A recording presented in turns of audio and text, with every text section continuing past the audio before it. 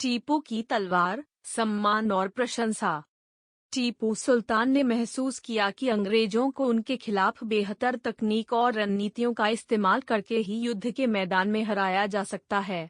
संयोग से टीपू के लिए मैसूर के प्राकृतिक संसाधनों ने युद्ध के मैदान में अंग्रेजों के साथ तकनीकी समानता हासिल करने में बहुत मदद की। प्रौद्योगिकी को आगे बढ़ाने का अंजाम टीपू की पौराणिक तलवार थी। टीपू की तलवार ने अंग्रेजों और अन्य दुश्मन सैनिकों के दिलों में डर पैदा कर दिया था।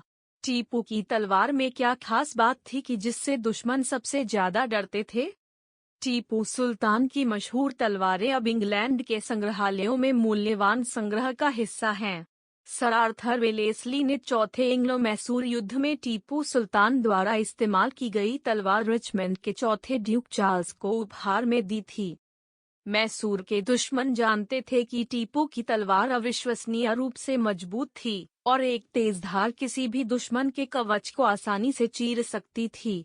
तलवार से तो सभी डरते थे, लेकिन तलवार बनाने के पीछे की तकनीक कोई नहीं जानते थे। टीपू के जीवन काल में टीपू की तलवार को परखने की किसी की हिम्मत नहीं हुई। सारी जांच और निष्कर्ष उनकी मौत के बाद ही आए। टीपू की मृत्यु के एक साल बाद लॉर्ड वेलेस्ली ने फ्रांसिस हैमिल्टन को मैसूर की जलवायु, प्राकृतिक संसाधनों, कृषि और विनिर्माण क्षमता का अध्ययन करने के लिए नियुक्त किया। इस सर्वेक्षण के दौरान फ्रांसिस को मैसूर के कई हिस्सों में लौह के कारखाने मिले। फ्रांसिस ने मधुगिरी, चिन्नारायण दुर्गा, हगरवाड़ी और देवराय दुर्गा जैसे विभिन्न स्थानों में लोहे की ढलाई की खोज की। उन्होंने लोहे से स्टील बनाने की प्रक्रिया देखी। तलवार के ब्लेड, तोप, कस्तूरी, पत्थर काटने वाली छेनी स्टील से बनाई जाती थी। यही स्टील मैसूर के तोप निर्माण और तलवार उद्योग की नींव थी। टीपू सुल्तान की तलवारें बेदनोर में वुड्स स्टील से बनाई गई थी। वुड्स कन्नड़ शब्द उक्कू का अंग्रेजी संस्करण है, जिसका अर्थ है कठोर स्टील। यह हल्का और बहुत मजबूत था। इस्पात के उत्पादन की मैसूर की पद्धति समकालीन विधियों से श्रेष्ठ थी।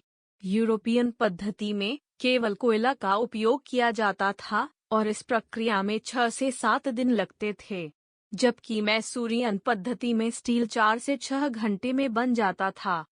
महान वैज्ञानिक माइकल फैराडे टीपू के वुड्स स्टील की बेहतर गुणवत्ता से प्रभावित थे।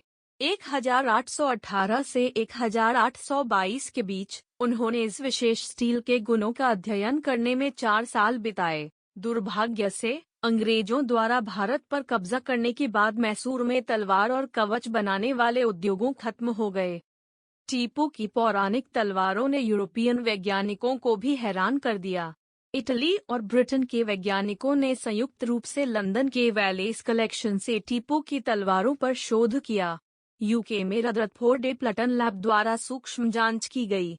अध्ययन का नेतृत्व इटली के फ्लोरेंस विश्वविद्यालय की एलाइजा बरजागली ने किया।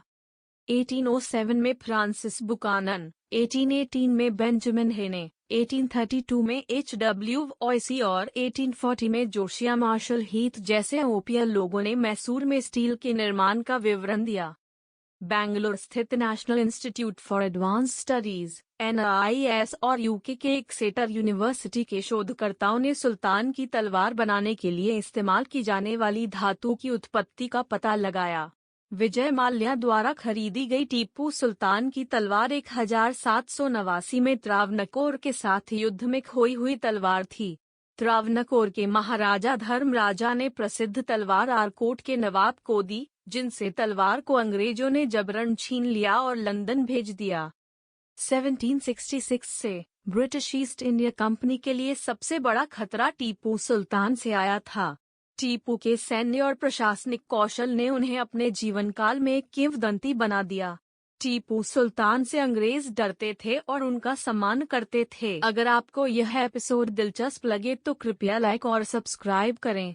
भारतीय इतिहास के भूले हुए और अनकहे पलों के बारे में अधिक जानने के लिए कृपया इस चैनल को सब्सक्राइब करें।